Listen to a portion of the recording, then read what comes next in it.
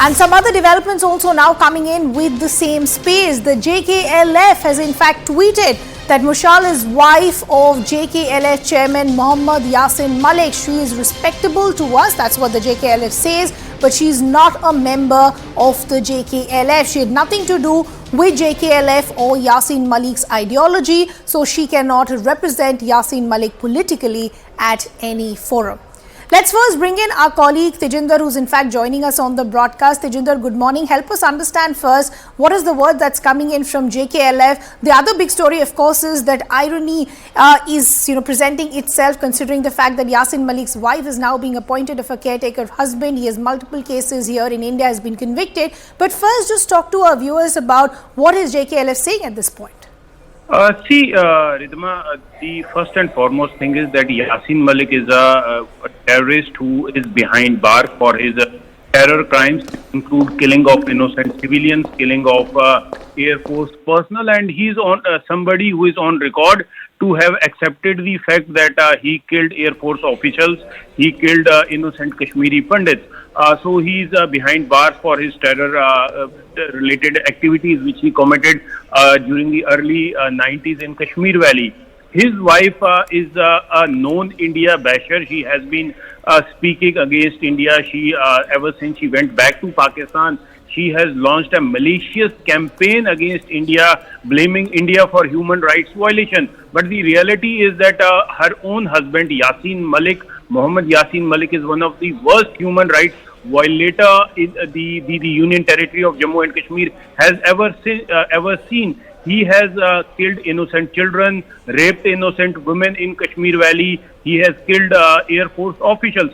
Now it seems that after her appointment as a special representative in the interim cabinet of Pakistan, the JKLF has tried to give a clean chit to her. Because if you see the track record of Yasin Malik, he's a known human rights violator, but the JKLF in its tweet, they have played a trick wherein they have disassociated Mushaal Mullick, the wife of Yasin Malik, from the activities of JKLF.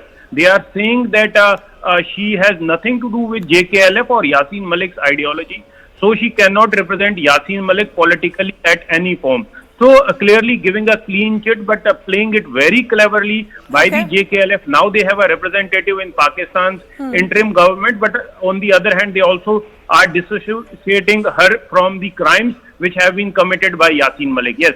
Tejinder, we'll request you to stay on with us. As Tejinder is rightly pointing out, the JKLF today can go forward and give all the clean chits that they want, but the reality is for everybody to see. The crimes of Yasin Malik have been recorded for everybody to know and see. So let's break down the details in terms of the timing of this move and why is it a big provocation from Pakistan. Now this, as I said, the timing of when this is coming is extremely crucial. This is coming at a time when the valley, Jammu and Kashmir, is witnessing a new era of peace post the abrogation of Article 370. This is a new chapter for the people who are residing in the valley, and this of course is not making people across the border very happy. The other big reason is the husband, Yasin Malik, convicted for terror charges in India. That is exactly what I said a short while ago. Today the JKLF can come out and give a clean chit to Yasin Malik's wife, but his heinous crimes have been recorded in history. The other is this is a message to India that Pakistan will continue to support terrorism.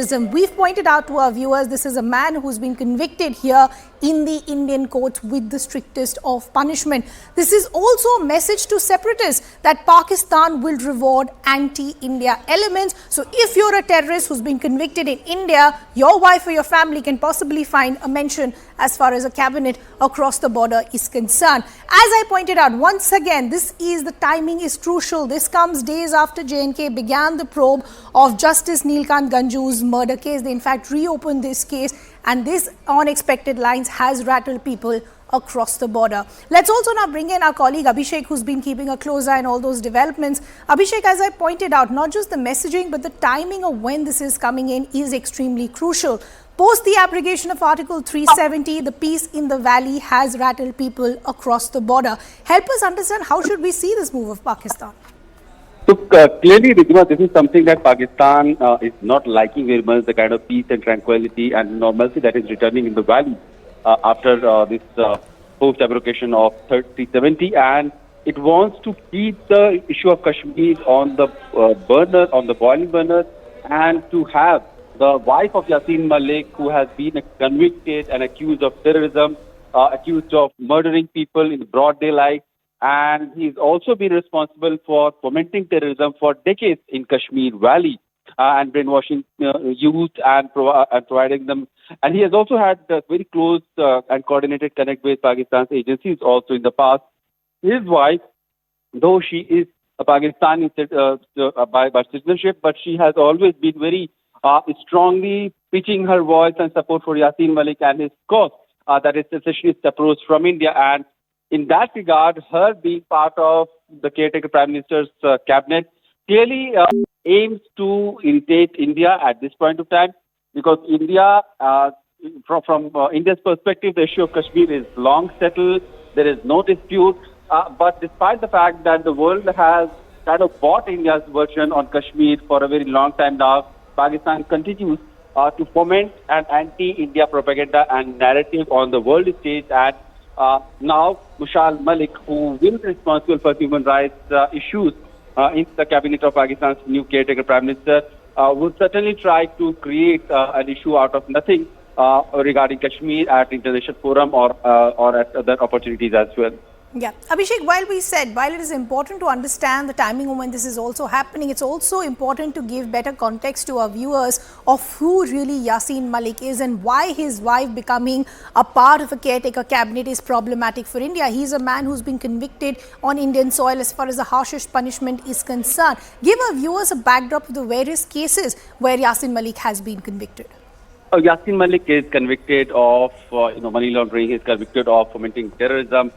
He was arrested in early 2019 in connection with a 2017 terror funding case registered by National Investigating Agency. And last year, in the month of May, he was convicted by Delhi court in the same terror funding case and he was awarded a life sentence.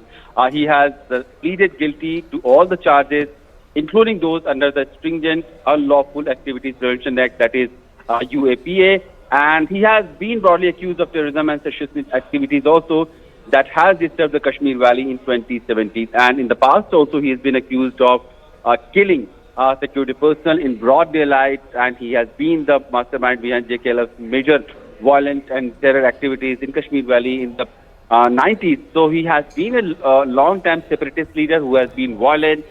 Then he switched to the political side to have some negotiation, but he continued to have link with the terror funding and create a propaganda that is anti-India. And in those cases now he has got life sentence and he is behind the bars now. Okay.